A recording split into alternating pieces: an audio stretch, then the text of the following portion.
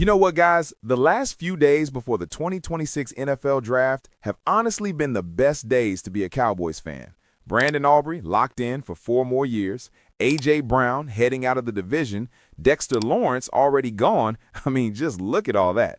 But that's not even the most interesting part, because I've been breaking down some real scenarios where Mansoor Delane could actually be sitting there for Dallas at pick 12. And I'm also seeing some signs that Sonny Styles is going to slide further than people think in this draft. What's up, Cowboys? Welcome to the NFL Playbook Cowboys. If you're new here, don't forget to hit that subscribe button. So let's start with Brandon Aubrey. 4-year deal, $7 million a year, $28 million total, $20 million guaranteed. Look, I'm going to be completely honest with you. I'm happy they got this done. This guy is a weapon. Once you cross midfield, it's basically the Brandon Aubrey range. He has won games for this franchise, and that's not an exaggeration. But I also want to be real about something here. There was a lot of noise at the beginning of this negotiation about his camp pushing for $10 million a year. And I get it. That's just how negotiations work. You come in high, the team comes in low, and you find a middle ground. But at $10 million, I would have said move on. Get a second-round pick for this guy and use that capital on what this team actually needs. $7 million, though? That's fair value. And honestly, it might even be a steal when you look at where the cap is heading. The one thing I do want to bring up, and I know people don't want to hear this, is that last year was actually his worst season since joining the Cowboys. He was still good, still really good, but it was his worst. And look at what happened to Justin Tucker. One day you're the best kicker in football, and then just like that, you're not. Look at Jake Elliott in Philadelphia. Eagles fans love that guy, and now they can't wait to move on from him because he's been costing them games. I'm not saying Brandon Aubrey is heading in that direction. I genuinely don't think he is. But at $7 million with $20 million guaranteed, even if something does go sideways, it's not going to kill the cap. So yeah, I'm locked in on this deal. Great signing, smart business from the Cowboys. Now let's talk about what I think is actually the best news for this franchise right now, and that's A.J. Brown getting traded out of the division. It's not official yet, but the reporting is pointing toward a post-June 1st trade to the New England Patriots. And guys, this has honestly been one of the best weeks for Cowboys fans when you zoom out and look at the big picture. Think about it. Dexter Lawrence is already gone from the Giants. You don't have to deal with that man in the trenches anymore. And now A.J. Brown is on his way out of Philly. I mean, I could not stand playing against this guy. It didn't matter what corner was out there. Trayvon Diggs, Deron Bland, Siobhan Revel, Kalen Carson, he was cooking everybody. Nobody could stop him. And now we don't have to see him twice a year anymore. That's massive. The Eagles won 11 games last year, and now they're losing A.J. Brown, Nakobe Dean, Reed Blankenship, Jalen Phillips. I mean, that's a lot of key players walking out the door. Yeah, they signed Tariq Woolen and brought in a few receivers, but come on, you really think that replaces what A.J. Brown brings to that offense?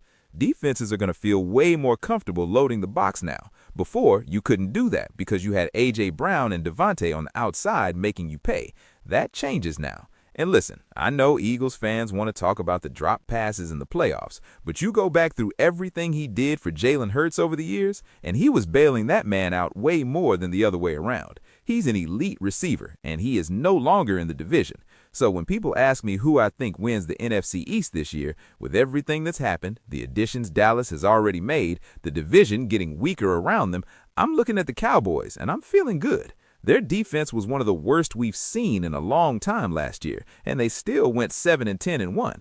They were 1 second away from potentially making the playoffs against the Packers. 1 second with that defense. So if this defense takes even a decent step forward, we're talking about a team that can genuinely compete, not just for the division, but for the conference. Which brings me right into the draft and what I've been watching very closely. Let me give you my honest take on Mansour Delane first. I think the path for him to be available at pick 12 is clearer than people are giving it credit for right now. The Giants are at 10 now, and you're starting to hear things about Kansas City potentially wanting to move up. If they go up to 3 and grab David Bailey or Arvell Reese, I don't think Arizona is touching Delane. They're probably going offensive line. And when you go through the teams picking before Dallas, I just don't see a lot of teams taking them.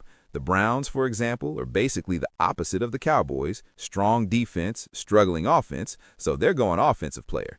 The Commanders could be a team that takes them, but I'm not convinced. By the time you get to New York at 10, I'm starting to think Mansoor Delane realistically slides right to 12. And if he's there, I want the Cowboys to take him, right now. No hesitation.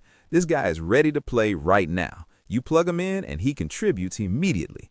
And look, I know there are questions about the cornerback room and how it all fits together. You got Darren Bland, who doesn't want to play nickel, Siobhan Rebel coming off injury trying to bounce back, and they added Kobe Durant from the Rams. But I think the front office is looking at that room a lot more optimistically than we are as fans.